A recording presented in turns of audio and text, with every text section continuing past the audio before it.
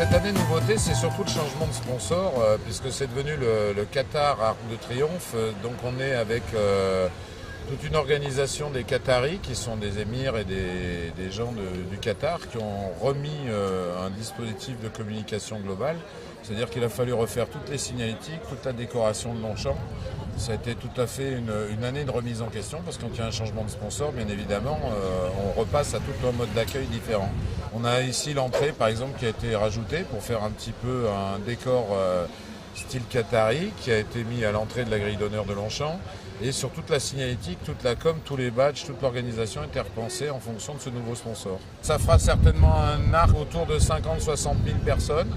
De toute façon, ça reste toujours une grosse rencontre. Il y a des chevaux japonais, américains, anglais et bien sûr français. Donc ça fait toujours une course très cotée. Donc on se retrouve quand même avec 50 000 personnes sur le terrain.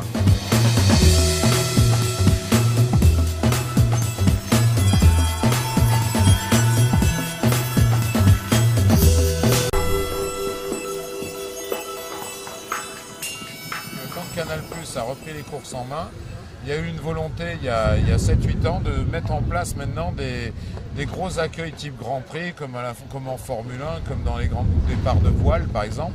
Et là on s'est retrouvé vraiment avec des études logistiques pour mettre ce que j'appellerais un service spécifique pour l'accueil, pour la gestion de VIP, pour l'accueil des propriétaires, pour l'accueil des coureurs.